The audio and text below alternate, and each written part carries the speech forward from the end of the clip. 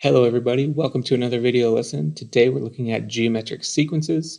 By the end of this lesson, we'll be able to determine terms within a geometric sequence and find geometric means. Okay, so let's jump right in. First things first, what is a geometric sequence? Well, that's just a sequence of numbers in which the ratio between consecutive terms is constant. Okay, now we have a ratio. So you've probably heard of arithmetic sequences where we have a common difference that's constant, but now we have a ratio, and we'll take a look at the difference there here in a bit. Okay, but we do have a formula for finding the nth term of a geometric sequence. Okay, and that is looking something like this. So a sub n is equal to a sub 1 times r raised to the n minus 1 power. Now be careful here because my r is the only thing being raised to a power. Okay, a sub 1 is not being raised to a power, just my r in this formula. Okay, so be careful of that when you move forward. But what do each one of these mean? Well, my a sub n, that's my nth term. Okay, that's my nth term when I'm solving for a lot of the times. Okay, a sub 1, that is my first term in my sequence. All right, and then r is my common ratio, which we'll see here in a bit, what that means. And then n is any natural number. Okay, natural number. Okay, so I'd mentioned arithmetic sequences earlier, so you've probably seen these, something like this. So here's an example of one. We have a common difference of 6. Okay, so I'm getting from 5 to 11, I'm adding 6, and then from 11 to 17, I'm adding 6, and then I'm adding 6, and so on and so on. Okay, so that's my arithmetic sequence that you've probably seen before. Now the difference between that and a geometric sequence now is that we have a common ratio. Okay, so now to get from 2 to 6, I'm multiplying by 3. Okay, multiplying instead of adding or subtracting, I'm multiplying by 3. And from 6 to 18, I'm multiplying by 3 again, and so on and so on. To get from term to term, I'm multiplying by something instead of adding or subtracting. Okay, so something to be aware of. That's why we have a common ratio now instead of a common difference. Okay, so that's the difference between our two types of sequences here. Okay, we also have geometric means. Geometric means are just terms in between two non-consecutive terms of a geometric sequence. Okay, so consecutive means one after the other. So if I have multiple terms in between two terms, then those terms on the end are going to be my non-consecutive terms. Okay, so if I have a geometric sequence here, this is the same one that we saw in the last slide, and I said find the geometric means between 2 and 162. Well, that's just all the terms of my geometric sequence in between those two, which is going to be my 6, 18, and 54. Okay, so that's all geometric means are. Okay, so let's take a look at some examples here. We're going to be finding the nth term. Okay, so in this situation, Eric posts a joke on his WeChat moments. 4 of his friends repost the joke on their moments. 4 of each of their friends also repost the joke, and so on and so on. How many people will post a joke on the 9th round of this? Okay, so each round of reposts, 4 people are finding this joke, finding it super hilarious, and reposting it. Okay, I'm just going to put our nth term sequence here, our nth term formula for a geometric sequence. Okay, so what we're going to be looking at is really a sub 9 is equal to a sub 1 r to the 9 minus 1. Okay, so again, a sub 9, that is the number of people reposting, okay, the joke on this round. A sub 1 is our initial round, r is our ratio, and then n is 9, which is 9 because that is our 9th round again. Okay, so my a sub 1 is 4. That was my original repost number. Okay, 4 of his friends found it to be funny and reposted it on their moments. And then r is the common ratio because 4 of each of their friends, each time a new batch of friends sees this and reposts. So that's our common ratio here. Okay. So what our formula looks like is going to be a sub 9 is equal to 4 times 4 raised to the 8th power. Okay. So be careful. This is the only 4 that's being raised to the 8th. It's not both of these 4. It's just this 4 right here. That's my r, right? Okay, so just that 4 is being raised to the 8th power. And when I plug that in my calculator, I'm going to get 262,144 people that are reposting the joke on that 9th round of reposts. Okay. Okay, taking a look at our second example. We've got 2 examples on this slide. We're writing an equation for the nth term of each geometric sequence.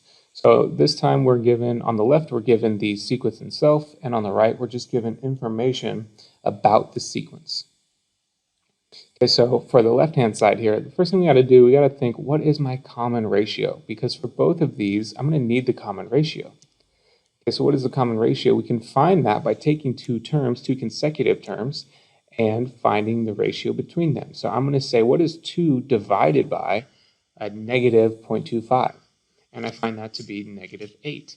Now it tells me that this is a geometric sequence, so really I should be good, and I don't need to verify any further, but it doesn't hurt to get a couple more and just making sure that we didn't make any errors with this negative 8.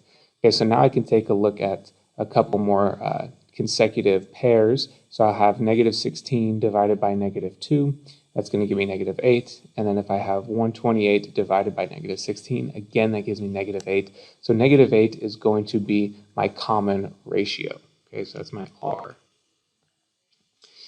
All right, so then our formula we have here, so the only thing we were really missing was our common ratio, right? So we're looking for just a generic equation where we can find the nth term. So a sub n is going to be our initial term of negative 0.25 times our ratio of negative 8 raised to the n minus 1 power. Okay? So we can use this equation to find the nth term of any term, or the nth term anywhere along this geometric sequence. Okay, so if I wanted to find the 1000th term of this geometric sequence, I could make n be 1000 and calculate from there. Okay, on the right-hand side here, we're going to use the same equation here. Okay, but now we got to think, what don't I have in this equation? Well, I don't have a sub 1, right? Because I have my ratio, and I know my n is always going to be there. Okay, so I just need to find a sub 1.